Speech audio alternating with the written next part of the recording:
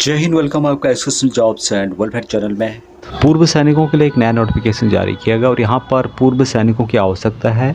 बिना एग्ज़ाम, कोई भी एग्ज़ाम नहीं है, वॉक इन इंटरव्यू, यानी कि आपको यहाँ पर अपने डॉक्यूमेंट लेके जाना होगा।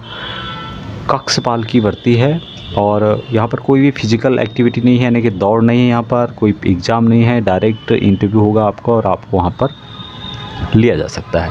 तो यहाँ पर 433 पूर्व सैनिकों की आवश्यकता है। सभी पद पूर्व सैनिकों के लिए ऑल इंडिया से यहाँ पे अप्लाई कर सकते हैं।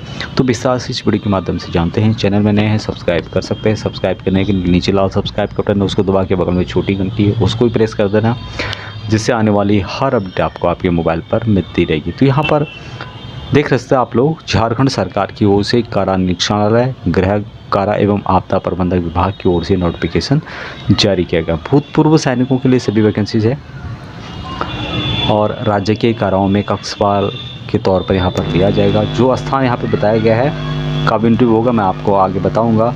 तो 8 बजे आपको यहाँ पर पहुँच जाना है अपनी सभी डॉक्यूमेंटों को लेकर के। अभी यहाँ पर देख सकते हैं आप लोग, यहाँ पर वैकेंसीज बताई गई है। सबके दुमका में है, केंद्रीय कारा दुमका में 28 वैकेंसीज है, कारा देवघर में 8 वैकेंसी, जामताड़ा में 26 है, गोंडा में 17 है, पाकुड़ में 22 है, साहेबगंज में 10 वैकेंसीज है, राजमहल में 13 वैकेंसीज है।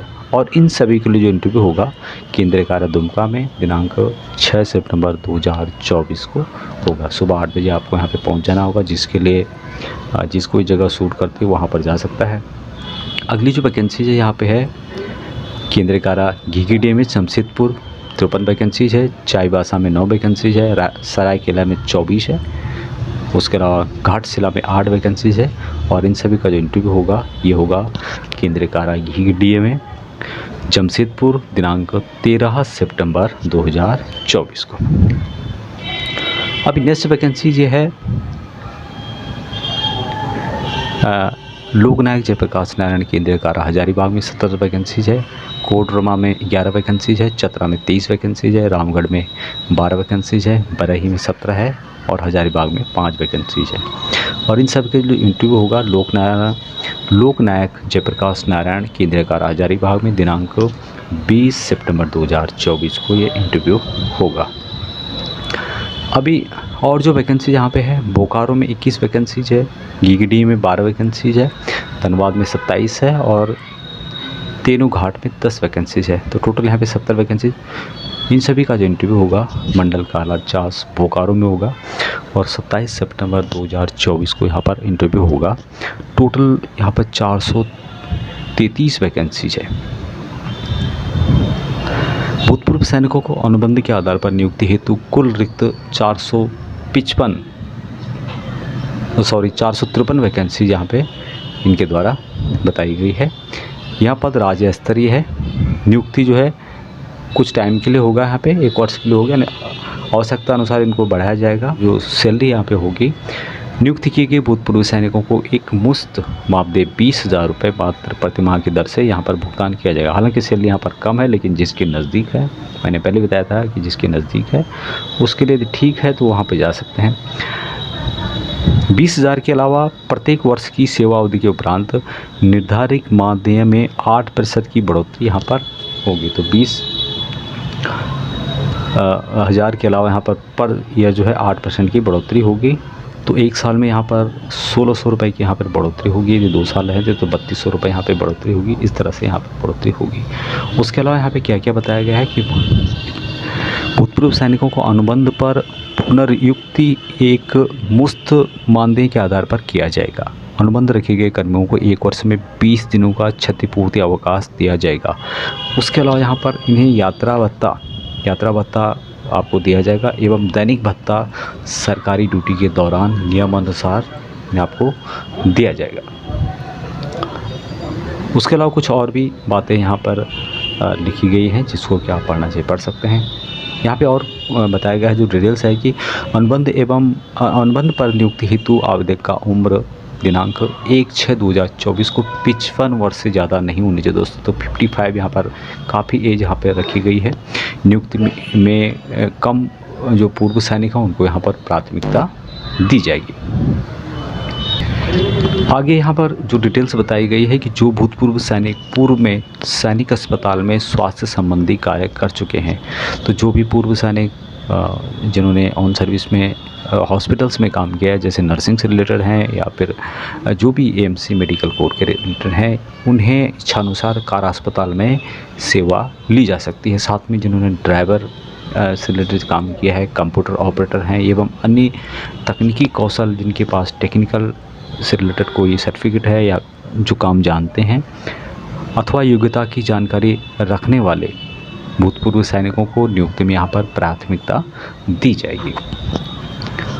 अभी आवेदन पत्र के साथ निम्नलिखित जो यहाँ पर डॉक्यूमेंट बताए गए हैं उनके स्वप्रमाणित खुद सिग्नेचर किए हुए 6 प्रति जो इसकी डुप्लीकेट होती है वहाँ संलग्न आपको करना होगा। तो यहाँ पर कौन कौन से डॉक्यूमेंट है, जिसमें कि डिस्चार्ज बुक है, पहचान पत्र है, शैक्षिक योग्यता जितने भी आपके हैं, जाति प्रमाण पत्र, स्वपता लिखित लिफाफा यानी कि खुद का पता लिखा हुआ लिफाफा जिसका यहाँ पर डायमेंशन दिया गया है, जिस पर 45 रुपये का टिकट लगा हो,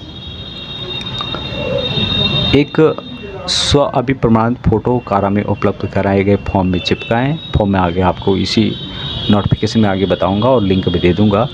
2 स्व अभिप्रमाणित पासपोर्ट साइज़ फ़ोटो भी आपको साथ में देने होंगे।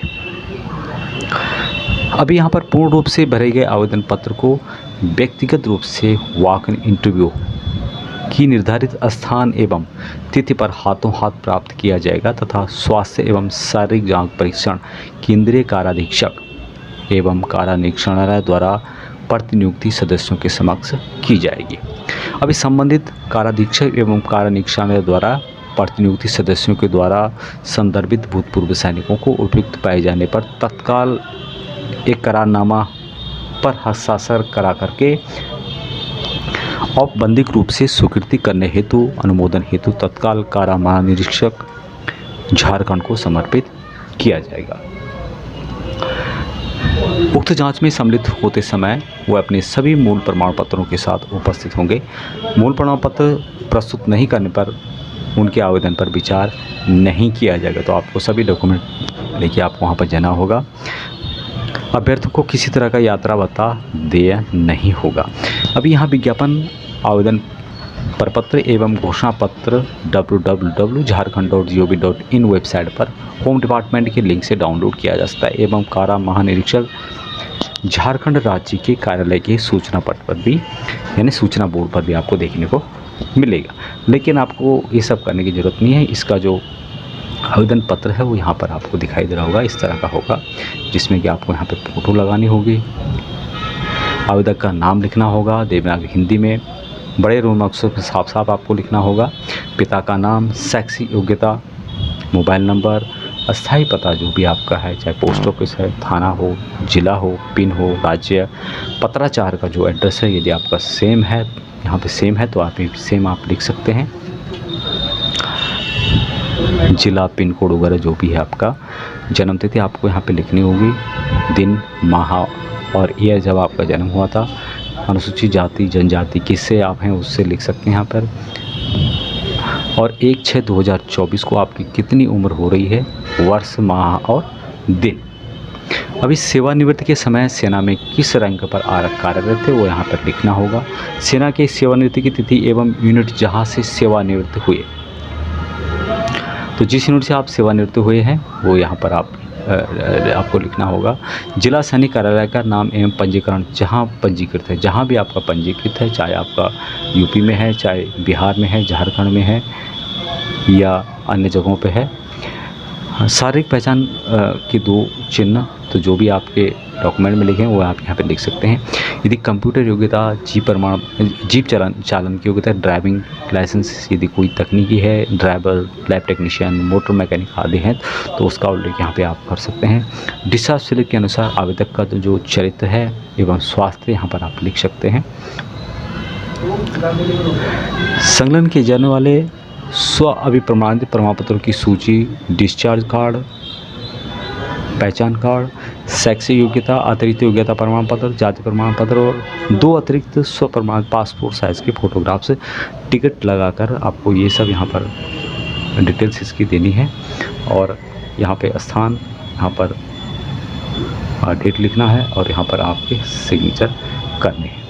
और ये जो एप्लीकेशन है भर करके आपको जब भी मैंने ऊपर जो डेट बताई थी उस डेट को आपको यहाँ पर इंटरव्यू के लिए चले जाना है, जो यहाँ पर दी गई है, जो मैंने यहाँ पर बताई थी आपको, जैसे कि 6 तारीख को है, 13 तारीख को है, इसी तरह से और भी डिटेल यहाँ पर बताई गई है। तो यहाँ पर एक और बात यहाँ पर बताई गई है कि जो भी झारखंड के हैं उनको यहाँ पर प्राथमिकता दी जाएगी। ये जो सभी पद हैं संविदा के आधार पर हैं।